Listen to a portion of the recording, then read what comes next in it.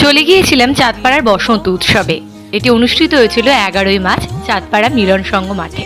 দেখো, আমরা কিন্তু মাঠে প্রবেশ করে গেছি। চারিদিকের পরিবেশটা দেখো কত সুন্দর, প্রচুর লোকের ঢল নেমেছিল। এ দেখো, এখানে মঞ্চে কিন্তু নানান সাংস্কৃতিক অনুষ্ঠান হচ্ছিল। ওই সময় একজন সঙ্গীত শিল্পী গান করছিলেন।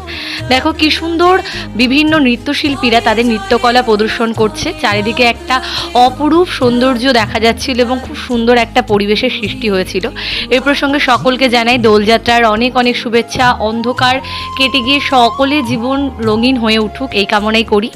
এটি কিন্তু মূলত চৌরঙ্গী ক্লাব চাঁদপাড়ায় যে নূপুর নৃত্যকলা এবং কলরব সাংস্কৃতিক সংস্থার দ্বারা অনুষ্ঠিত হয়েছিল। খুব সুন্দর একটা প্রয়াস ছিল তাদের।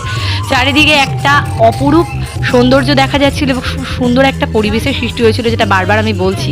দেখো, আর এখানে আমার বাবা এসেছিলো এবং মাও এসেছিলো। বাবা যেহেতু রিপোর্টিং করে কিছু সাপ্তাহিক এবং মাসিক পত্রিকার সাথে জড়িত, দেখো বাবা ছবি তুলে নিচ্ছিল। চারিদিকে একটা মেলার পরিবেশও সৃষ্টি হয়েছিল। ভেলপুরির দোকান, আইসক্রিমের দোকান, পিৎজা, ফুচকার দোকান, কি ছিল না। অবশেষে আমরাও কিছু খাওয়া দাওয়া করেছিলাম এবং অনেক ভালো লাগা নিয়ে বাড়ি ফিরেছিলাম। সকলকে আবার হ্যাপি হোলি।